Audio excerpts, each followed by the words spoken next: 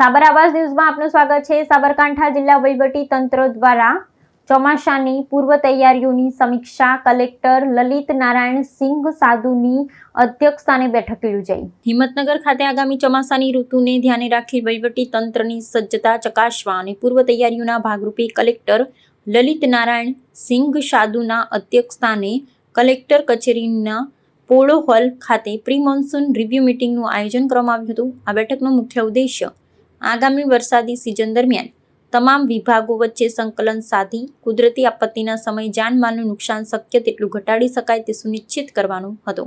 કલેક્ટરે તમામ અમલીકરણ અધિકારીઓને સતર્ક રહી કામગીરી કરવા અને ડિઝાસ્ટર પ્રોટોકોલનું ચુસ્તપણે પાલન કરવા આદેશ આપ્યા હતા।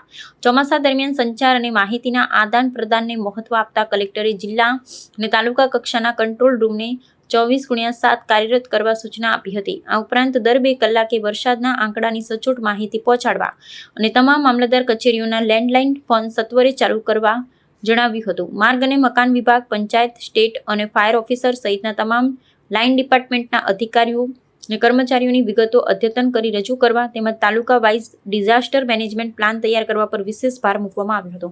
વરસાદી પાણીના ભરાવા અને સંભવિત જોખમોને ટાળવા માટે કલેક્ટરે નીચાણવાળા વિસ્તારો, કોઝવે અને વોટર લોગિંગ થતા સ્થળોની યાદી તૈયાર કરી સંબંધિત ગામના તલાટી અને સરપંચના સંપર્ક નંબર સાથેનો ડેટા તૈયાર રાખવા સંબંધિત અધિકારીઓને તાકીદ કરી હતી। ચોમાસા પૂર્વે ગટર અને નદી નાળાની સફાઈ પૂર્ણ કરવા, જોખમી વૃક્ષોનું કટિંગ કરવા તેમજ જો ભારે વરસાદને કારણે વીજળીના થાંભલા ધરાશયી થાય તો તેને તાત્કાલિક હટાવી વીજ પુરવઠો પૂર્વવત કરવા સૂચના અપાઈ હતી।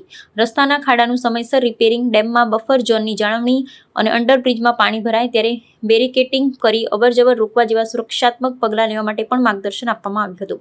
આપત્તિ વ્યવસ્થાપનની સજ્જતાના ભાગરૂપે તરવૈયા અને આપદા મિત્રોની યાદી તૈયાર રાખવા તેમજ લાઈફ બોયા, જેકેટ અને જનરેટર જેવા બચાવ સાધનોનું વેરિફિકેશન કરવા બેઠકમાં વિગતવાર ચર્ચા થઈ હતી।